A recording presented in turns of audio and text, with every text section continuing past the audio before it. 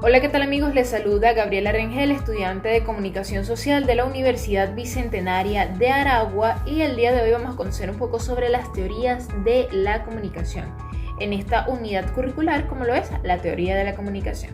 Primero debemos conocer de qué trata o qué es, y nos dice en esta lámina que la teoría de la comunicación es un campo interdisciplinario que estudia cómo se produce, se transmite y por supuesto se recibe la información entre el individuo y grupos. Este campo abarca diversas disciplinas como la sociología, la psicología, la lingüística, la semiótica, la antropología y por supuesto el estudio de medios. Acá en esta gráfica vamos a hablar sobre lo que es la teoría crítica. Tenemos que sus orígenes se remontan en la escuela de Frankfurt en la década de 1930 con pensadores como Theodor Adorno, Max Monker y Herbert Mousseau. La teoría crítica, de hecho lo que estudiamos, nos dice que se centra en esa relación entre los medios de comunicación y el poder. Por supuesto que hay que analizar cómo los medios pueden perturbar o por supuesto esas ideologías dominantes y cómo pueden ser utilizados para las emancipaciones sociales, ya que pienso que esa teoría se relaciona con la escuela como eran sus orígenes, como es la de Frankfurt, y propone que los estudios no solo informan, sino que también moldean la percepción de la realidad. Tenemos por acá en esta otra lámina que nos dice los postulados principales, y bueno, esta teoría examina cómo los medios de comunicación pueden interactuar, tener esas estructuras de poder y dominación, y por supuesto se centra en esa relación entre la cultura, la ideología, el poder, y por supuesto creo que también, como lo dije anteriormente, aboga esa emancipación y la conciencia crítica de lo que es el público. También tenemos lo que es las críticas y limitaciones, que bueno, se ha criticado, sabemos mucho que excesivamente, porque ha sido pesimista y no de ofrecer soluciones prácticas. Además, creo que a menudo se considera elíptica, y ya que puede desestimar la capacidad de los públicos para interpretar lo que son los mensajes de una manera efectiva. Tenemos las aplicaciones prácticas. Esta teoría considero de que se utiliza en estudios de medios de comunicación para analizar cómo los contenidos, podríamos decir que mediáticos, pueden influir en la percepción pública y por supuesto también en reforzar lo que son las ideologías. Dentro de la evaluación entran las fortalezas y por supuesto las debilidades. En las fortalezas puedo decir que proporciona un marco para entender la influencia de los medios en la sociedad, y en las debilidades podría decir que puede ser visto como un enfoque demasiado teórico y académico con poca aplicabilidad práctica. De esa manera podríamos decir. Otra teoría que también por supuesto hemos estudiado es la teoría de estructuralismo. Nos dice que sus orígenes son o surgieron en el siglo XX con figuras claves como Ferdinand de Saussure en lingüística y Claude Lévi-Strauss en lo que fue la antropología. Esta se basa en lo que es la idea de los significados que son producidos por estructuras sociales y culturales y se trascienden en lo que es el individuo. Dentro de sus postulados principales, puedo decir que se centra en esa estructura subyacente que configura lo que es, podría decir que la comunicación, como los sistemas de signos y la relación en el significado y por supuesto en la aplicabilidad en la vida cotidiana. Entre sus críticas y limitaciones tenemos que, bueno, se ha cuestionado mucho, lo sabemos, por lo que es su origen en la estructura que son expensas en lo que es la agencia individual, y bueno, algunos críticos podrían argumentar que ignoran el contexto histórico y social de lo que es la comunicación. Dentro de sus aplicaciones prácticas, podría decir que se utiliza para análisis de textos, estudios culturales, por supuesto también lingüísticos, y ayuda a desentrañar, podríamos decir, los significados ocultos de lo que son los discursos. En fortalezas tenemos que ofrece herramientas para descomponer y analizar el significado de la comunicación, y dentro de las debilidades puede ser demasiado abstracto y no considerar adecuadamente la dinámica social y cultural. Otra teoría que debemos estudiar es la teoría humana.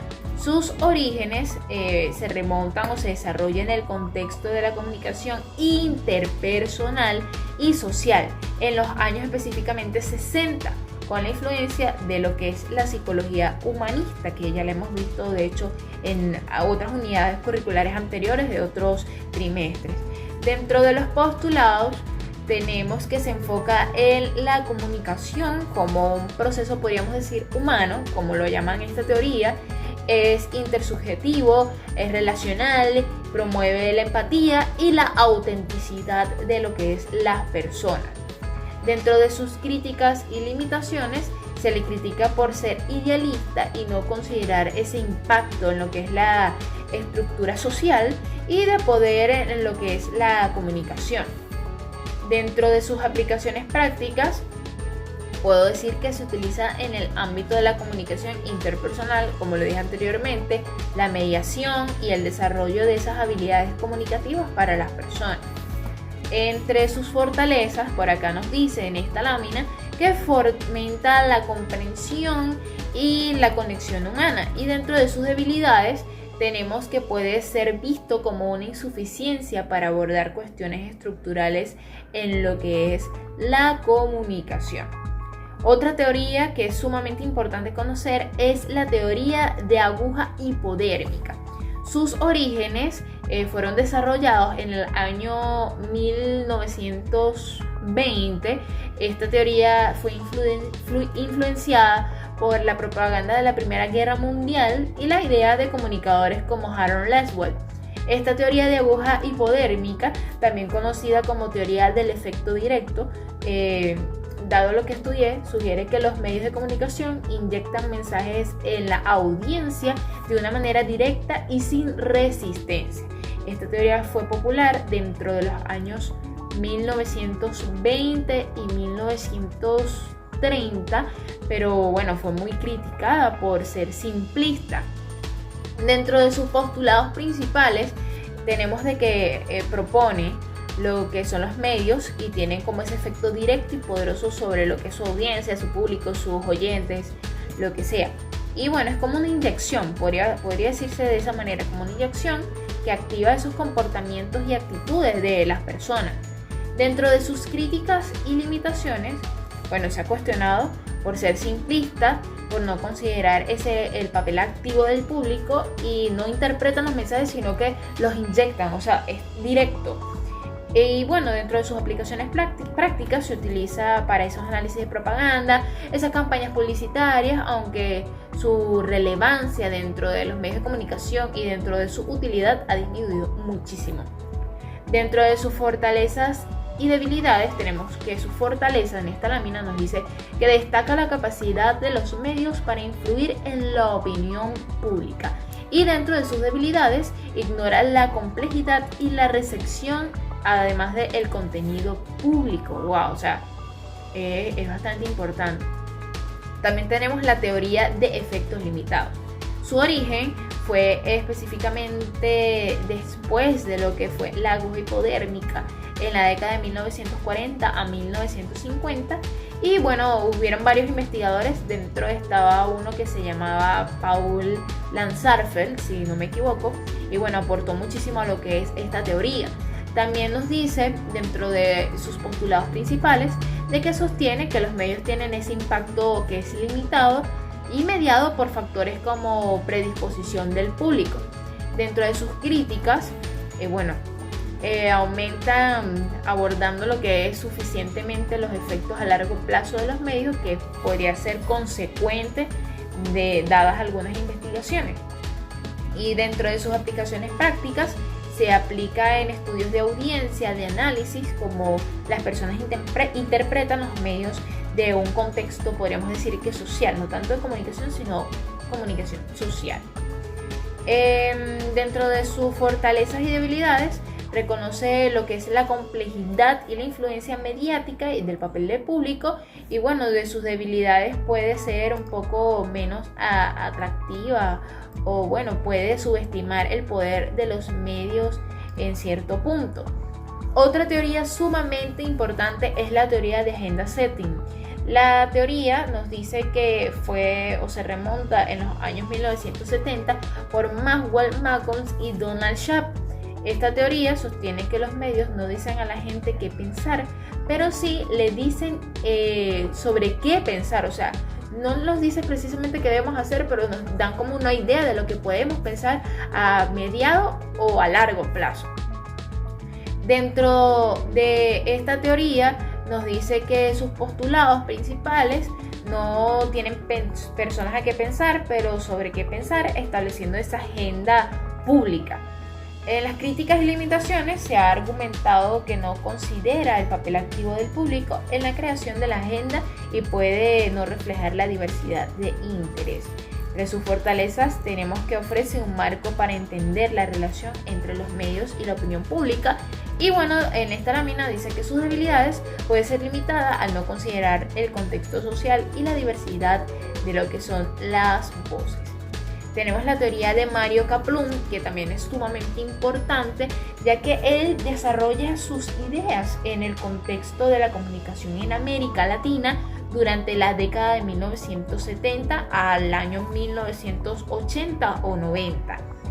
En sus postulados principales, Kaplun, que fue grande dentro de estas teorías, enfatiza lo que es la comunicación como ese proceso bidireccional, podría decirse, y bueno, participativo. Entre sus críticas, se enfoca en ser idealista y no siempre se puede aplicar en contextos de desigualdad o de poder. Sus aplicaciones prácticas tenemos de que, dado los estudios, tiene ese desarrollo de manera comunitaria y en proyectos de educación popular. Y bueno, dentro de sus fortalezas y debilidades tenemos que promueve la participación y el empoderamiento de las comunidades, y entre sus debilidades puede ser difícil de implementar en entornos como las estructuras de poder rígidas. Creo que queda sumamente claro que la teoría de la comunicación es un campo, podría decirse que multidisciplinario, que abarca el estudio, cómo se transmite, cómo se recibe, cómo se interpreta los mensajes entre individuos, la sociedad y por supuesto los grupos. Y bueno, esto pasa a lo largo de los años.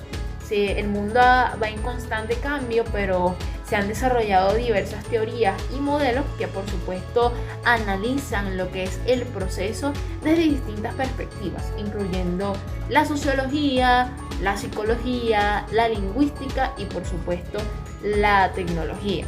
Creo que es importante nosotros como estudiantes de comunicación social poder hablar de esto, poder nosotros conocer sobre las teorías de la comunicación, porque creo que cada una de ellas nos va a ir aportando un granito de arena dentro de nuestra carrera. Y bueno, de verdad agradecida con usted, profesora, que nos está dando la oportunidad de conocer cada una de estas teorías.